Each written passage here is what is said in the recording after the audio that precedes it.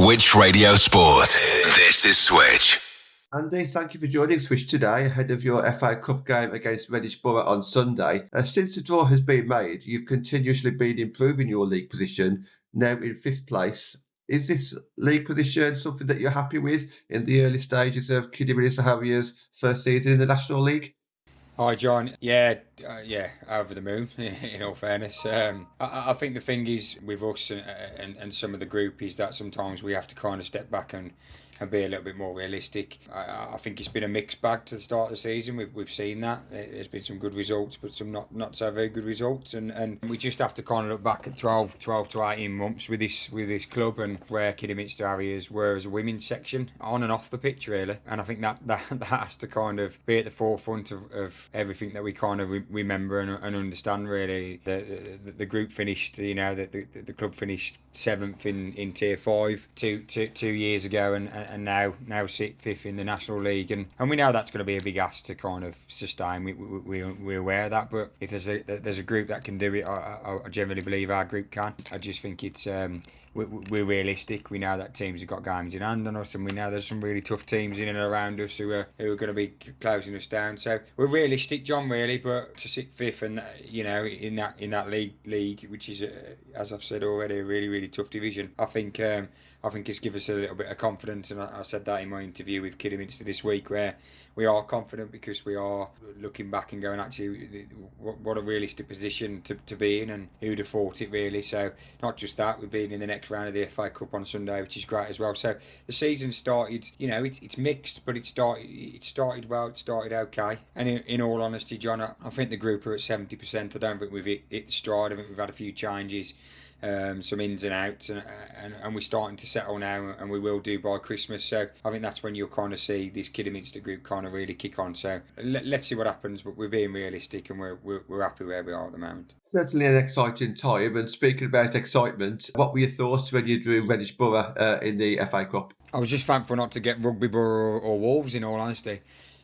So when that kind of I didn't know Redditch Borough was still in the pot, really, and we were watching it. But one team that you do look out for is Wolves, and we knew that they were left. There were 4 balls left, and we were still in there. So in all fairness, I was delighted, regardless who we get, that we didn't finish with Wolves. But listen, there's a bit of spice to it. We know that ex-Kidderminster players playing down at Redditch. We know Aid, as Aid knows me. So there's a bit of spice to it. Local derby, which is great. But in all fairness, it's just another FA Cup game for us, and that's what it needs to be, and that's what we'll focus on as a group. So it's a tough draw, like the Shrewsbury draw was. Any draw in the FA Cup's pretty tough, really, because it can go either way, and cup ties are cup ties, as we know. We've been on the end of positive ones and not so positive ones. So I think regardless, there's an excitement there, but we're under no illusion this won't be a Tier 4 team against a Tier 5 team. Redditch are a very good team.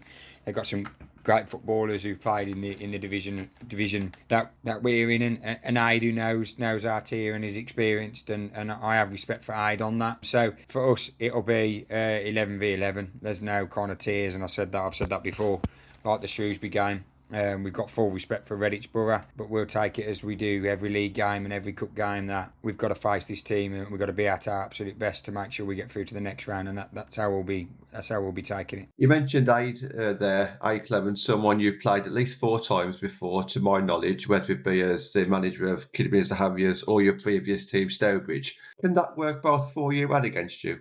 No, I don't think it does. In all fairness, I don't know if anybody else thinks differently, but I don't think that matters.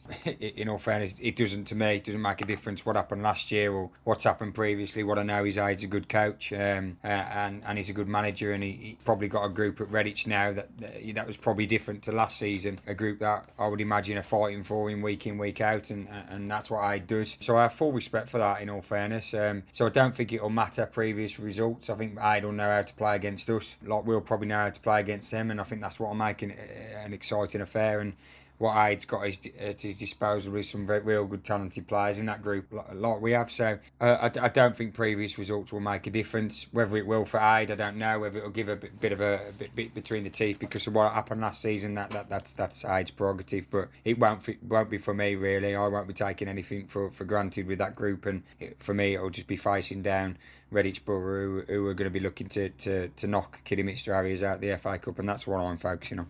And Eloise Harris was your hidden gem in your FA Cup journey last year. How has she continued her journey since then? Yeah, she was. She was in that FA Cup game because that was the area that we identified against Stourbridge as being an area we could exploit, which was that, and we saw that with the goal that she scored, which was a great goal, and that ball in between the lines, which was great, and that was an area we worked on. But listen, Eloise is 18 years of age. She's been in the development league, reserve league for a while. She then stepped up with us to tier 5 and now facing down tier 4. So that's development. And a lot of these youngsters probably don't at times see that. They're 16, 17, 18, want to jump straight into tier 4, and it just doesn't work like that. It doesn't happen. You've got to progress, and Eloise is the epitome of that really. She understands it. She knows her squad status. She knows what she can bring to the team, and she absolutely understands that, and she's learning, developing. She's facing down the new challenges of tier 4, which are very different to tier 5 and very different to the reserve league. Massively physical defenders. Along with that, you've got fast defenders, and Eloise is having to change her game a little bit to counter that, because whereas previously she gave that little flair to running behind, and she can still do that, there's no doubt about that. She's having to change her game and get used to the physicality side of tier 4. So she's doing that, and she's working hard, and maybe not getting the appearances that she would have had in tier 5, but she understands that, and she understands she's got to work on that, and she also understands that she's 18 years of age, and she's playing at tier 4 and playing with a group that are really good, and she gets that, and she wants to be around it. So I'm really pleased with Eloise and how she's understanding her position at the moment, and how she's going to progress over the next year or so. You have 3 leading goal scorers this season, Andy: Mill Rogers, Beth Gallagher and Eloise Harris. Is it fair to say that you have multiple ways of attacking this season, and also there's no set starting 11? I'll answer the first. In all fairness, I don't think we're where we need to be in terms of scoring goals yet. Yes, we've got players all over the park that can score goals. We're just not. We're not probably getting that enough. And I even named a few different scorers there, but we've got more to give, and that's what I'm saying. Where I feel like the group's at 60-70% at this moment in time, and I think we're working on that as a group. Going on to the latter part of your question, I think that's part of what the issue is that we've been very mix and match. We haven't probably had a sustained starting 11 week in, week out, and listen, we know that the tier 4 doesn't always allow that, and especially when you've got a week that we've got with 3 games in a week, you have to rotate. But I think one thing we've struggled with is understanding who is our midfield 3, who is our 2 centre backs, who's playing at full back, who's our top line, and ultimately we're finding that now slowly. So, and I think that's helping us gain the results. So the starting 11's not fully set. It will depend on week on week, obviously what that is. But what we're trying to do is maintain a little bit more consistency now with that starting 11 to settle the team. That's something maybe that we haven't had, which I think's then impacted maybe where the goals are coming from. So hopefully we'll see that hand in hand over the next month leading up to Christmas. And just talking about your squad, Andy, are there any players unavailable for this Sunday's game? Yes, but I'm probably not going to share them right now.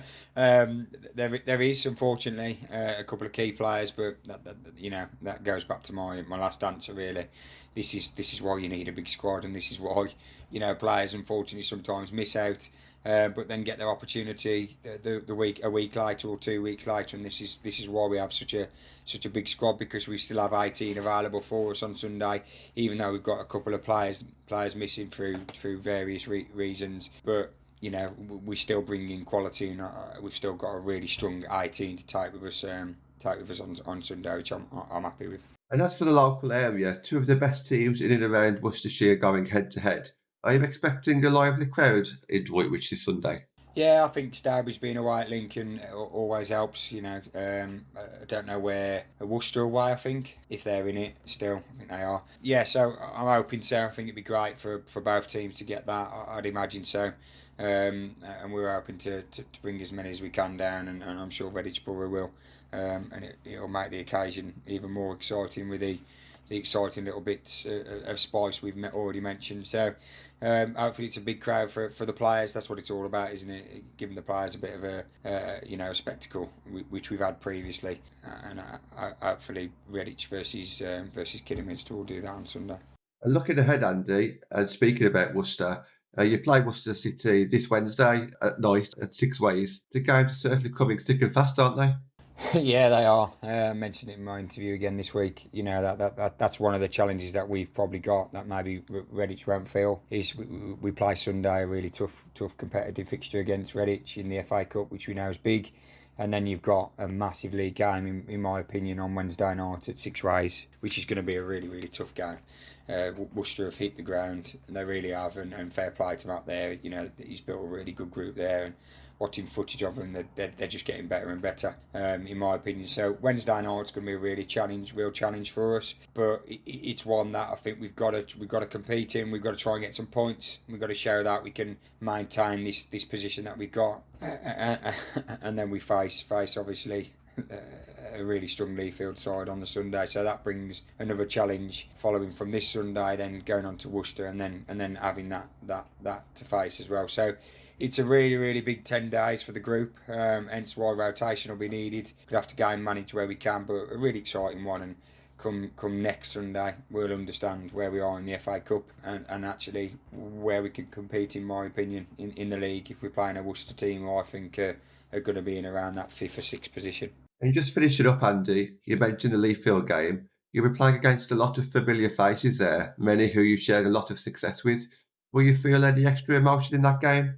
I don't think emotion, mate, really. I think I'm looking forward to it, in all honesty. I speak to Tash regularly, weekly, to be fair. So I'm looking forward to seeing Tash. I haven't seen her for a while. So, like I say, we speak on the phone regularly. And then, Fish and South and Ez, to be really good to see those. So I'm looking forward to it. I'm looking forward to it just because of the challenge we got ahead, really. Being an exciting game, I think they're one of the best. They've got some really talented footballers. I know a lot about their footballers. So I'm looking forward to that challenge for our group, and I think it will be a real challenge, and I'm looking forward to just kind of seeing how we fare with that. But I don't think emotion will be there. I think it's more kind of, looking forward to seeing Tash and the group down there and seeing how we can kind of compete against a really, really tough Leafield side who I think will be in the top 3 this season, without a doubt. Switch Radio Sport. This is Switch.